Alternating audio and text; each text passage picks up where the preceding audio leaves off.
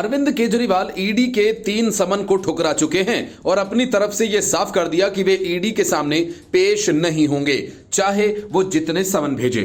झारखंड के सीएम हेमंत सोरेन अब तक 7 समन ठुकरा चुके हैं। तेजस्वी यादव ने भी वही रास्ता चुन लिया है। ममता बनर्जी ने ईडी की टीम पर ही हमला करवा दिया और उसके बाद उनके खिलाफ रेप की कोशिश करने का मामला भी दर्ज करवा दिया।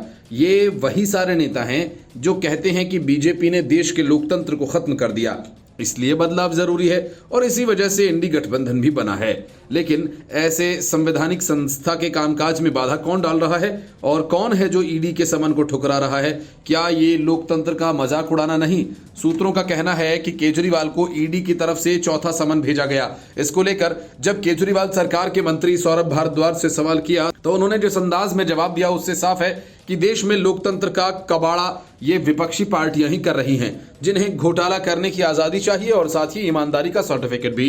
सौरभ भारद्वाज ने कहा कि ईडी के लिए समन भेजना तो कुछ है ही नहीं, एक प्रिंटर चाहिए और E4 का कागज चाहिए। उनको किसी से अनुमति नहीं लेनी होती। राजनीतिक कारणों से वो अपने विरोधियों के खिलाफ भारतीय जनता पार्टी के नेतृत्व वाली केंद्र सरकार साजिश करती रहती है। कुल मिलाकर आज पूरा देश ये समझ चुका है कि जो भी विपक्षी नेता इनके काबू में नहीं आएगा उसे ईडी का या सीबीआई का डर दिखाया जाएगा। जो लोग इनसे डर गए, भारतीय जनता पार्टी में शामिल हो गए या बीजेपी का समर्थन कर दिया तो उन लोगों के खिलाफ मुकदमे ठंडे बस्ते में डाल दिए जाते हैं।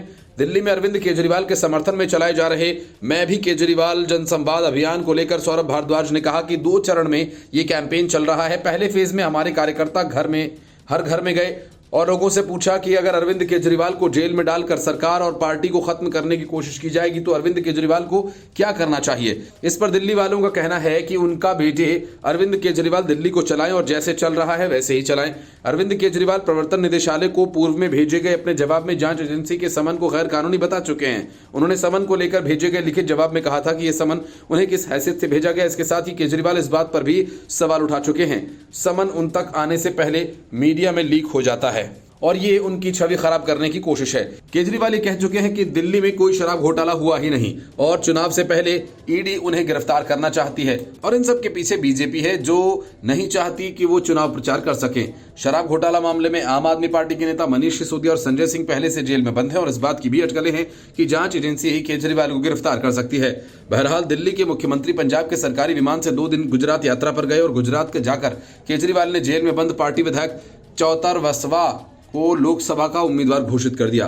केजरीवाल ने एक पर पोस्ट कर कहा कि आम आदमी पार्टी के चैतर वसवा एक बेहद लोकप्रिय आदिवासी नेता हैं। उनकी पत्नी को बीजेपी की गुजरात सरकार ने फर्जी केस में जेल में डाला हुआ है। आज मैं भगवंत मान गुजरात गए और इस इलाके के लोगों से मिलेंगे और हम उनसे जेल में मिलने जाएंगे।